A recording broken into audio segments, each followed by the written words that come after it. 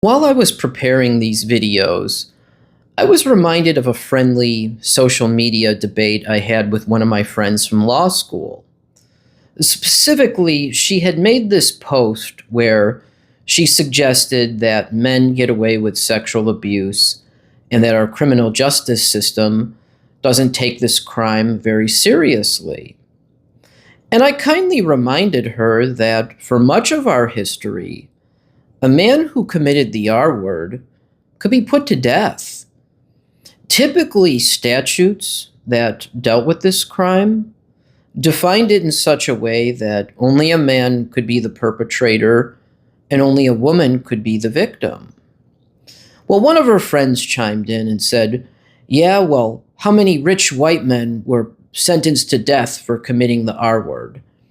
And I thought about that, and the answer is it was probably much less frequent for a wealthy man to be put to death for this crime, for the obvious reason that wealthy men can afford good lawyers, they can bribe officials, they can offer women financial settlements. But the implications of that reality are not what some people would have us believe. One of the themes that I try to emphasize in the book is that civilization is very much dependent on male labor and sacrifice, and always has been.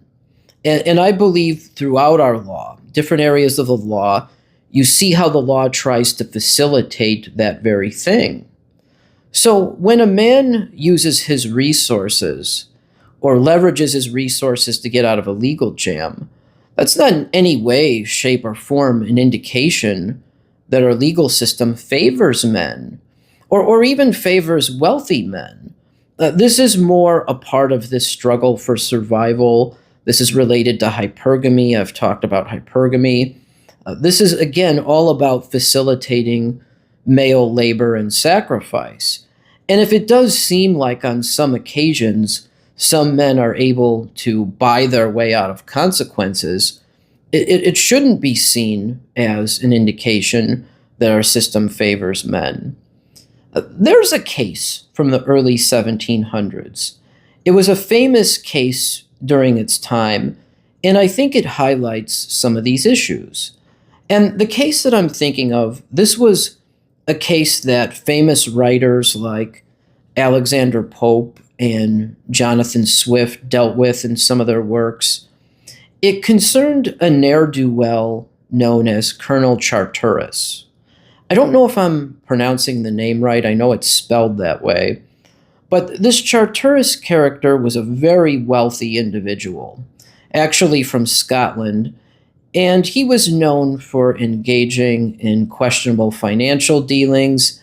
He also had a very bad reputation for trying to take indecent liberties with the women he would hire to be his servants. Well, on one occasion, he tried to abuse the wrong woman. There was a woman named Anne Bond, a servant he had hired, and she wasn't going to put up with his abuse. And she went and reported him. An indictment was returned accusing him of attempting to abuse her, but the indictment was later upgraded. And essentially, he was accused of committing the R word. Now, this was a big problem for him because, as I said, the R word carried the death penalty. And things did not go well in court for Colonel Charteris. Anne Bond was able to produce witnesses that spoke of her virtue and her truthfulness, whereas Colonel Charteris's reputation preceded him. He was ultimately found guilty and he was sentenced to death. Thereafter, he marshaled all of his resources, started paying off officials, started getting a bunch of his wealthy friends together to try to petition King George II for a pardon. This is where the story gets interesting.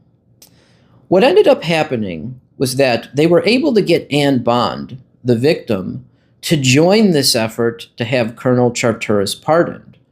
And it was reported at the time that the reason for this was that she was paid a substantial amount of money by the perpetrator. This was ultimately successful. King George II pardoned him. He was restored to his property, died a few years later, reportedly from illnesses that he procured while in prison. Nonetheless, the moral of the story is that the system works. It punishes men who engage in this kind of behavior. The only reason he was able to escape justice was because he was willing to pay a substantial amount of money and a substantial amount of money to the victim. And we see this sometimes in the present as well, where these men will pay women financial settlements. Now, I am certainly not victim shaming or victim blaming the women who accept these payoffs, but it's so important to point it out because it once again undermines this claim that our system favors men or doesn't take abuse seriously. On the rare occasion where a man is able to leverage his resources to get out of consequences, and by the way, I'm not suggesting that men should be able to buy their way out of consequences.